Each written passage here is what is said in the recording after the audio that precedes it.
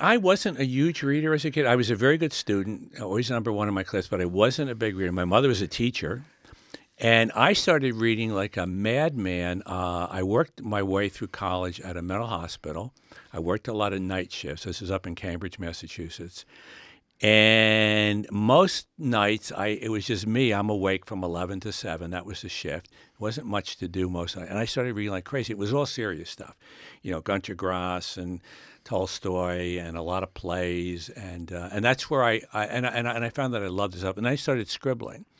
And the models for me were things like Mr. Bridge and Mrs. Bridge, which are very, very tight, short chapters. So there you are. That's where it started for me. On night shift in a mental hospital. Yeah. Mm-hmm. That's a great story just on its own. So the books are, looking through your books, we've got quite a lot of them in the office, as it turns out. And you do like the short chapter. A chapter in most books is, 2.5 pages would be a long chapter in one of your books. What's the thinking behind that? Well, 2.5 pages wouldn't be a long chapter, but yes, we do the 2, 3, 4 pages. I don't know. Look, it's my style. I think it'd be a disaster if everybody wrote that way. But I have a unique style. I was on a panel one time in New York, and the other 4 writers took themselves pretty seriously. But the moderator said, you know what's interesting? Patterson's the only one of you guys that has a style that's unique, So it's my style. It's not for everybody, and it would be a disaster if everybody wrote that way. But it's the way I like to communicate. It's scenes. Michael Connolly, who's a very good mystery writer, he says what Jim does is he says every single chapter. I don't always succeed, but I try.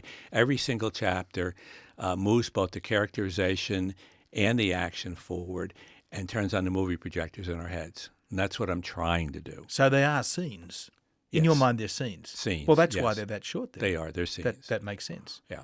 And if you think about what a scene in a play has to do, what a scene in a movie has to do, it has to serve plot, it has to serve character development, it has to hold our interest. Yeah. If you tick those 3 boxes, you're doing okay. Yeah. And here we are, scene. We talk about and we decide, we start to plot on the air that we're going to kill the manager of the station.